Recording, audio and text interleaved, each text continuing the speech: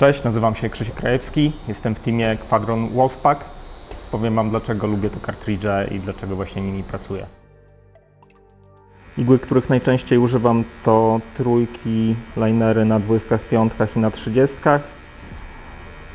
siódemki, linery na 30, 11 turbolinery, 18 round shadery, 19 i 23 medium tapery magnumy i te największe zestawy Combat Magnum, które mają po 39 i 49 igieł. W tej chwili pracuję trójką na 25 i dziewiątką na 30. Do konturu, który jest tylko tutaj na górze, użyłem 11 turbolinera. W samym kartridżu ważna jest dla mnie precyzja wykonania, to żeby on był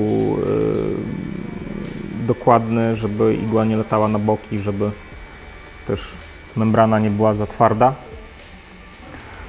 i żeby ładnie zbierał tusz, żeby ładnie z niego wychodził tusz, nie chlapał na boki, nie rozlewał się po skórze. Częściowo zależy od maszyny, częściowo od wysuwu, częściowo po prostu od budowy kartridża. Jeśli chodzi o same zestawy, to z tych najcieńszych igieł lubię najcieńsze trójeczki na 25. Stawiam dużo kropek i one mi pasują, bo są dość miękkie i fajnie się sprawdzają przy wypełnianiu apli, która będzie gładko pocieniowana. To jest taki dotwork, który z odległości wygląda bardziej jak cień. Jeżeli chcę, żeby efekt był bardziej dotworkowy, żeby kropka była bardziej wyraźna, to stosuję po prostu grubszy kartridż, trójkę na 30. Wtedy ta igła jest sztywniejsza i zostawia wyraźniejszy ślad kropki. Jeśli chodzi o kontur, czy wypełnienie drobniejszych elementów, ale też jeżeli mam do zrobienia pepper shading, czy takie whipowanie, z którego chcę wydobyć jakiś efekt grubszego ziarna, to używam do tego turbolinerów, to są albo 9, albo 11. Więc mi się świetnie sprawdza i do konturu, i właśnie do wypełnienia czernią, i do kropkowania.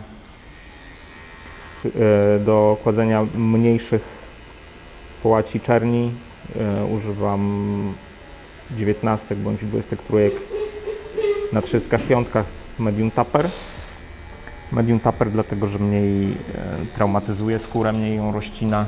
Te igły bardzo ładnie wbijają kolor, więc używam ich do czerni. Do bardzo dużych blach używam magnumów z linii Combat. To są 39 bądź 49 i kładę wtedy blachę taką metodą, jakbym cieniował dużą powierzchnię. Nasycam powoli duży obszar na małym wysuwie, na dużej prędkości maszyny po to, żeby nie porozcinać skóry i nie przepracować jej. Już dużych magnumów używam też do gładkich cieni, wtedy też ustawiam bardzo szybko maszynę po to, żeby nie tracić czasu, a duży rozmiar igły pozwala mi łatwo uzyskać gładki cień.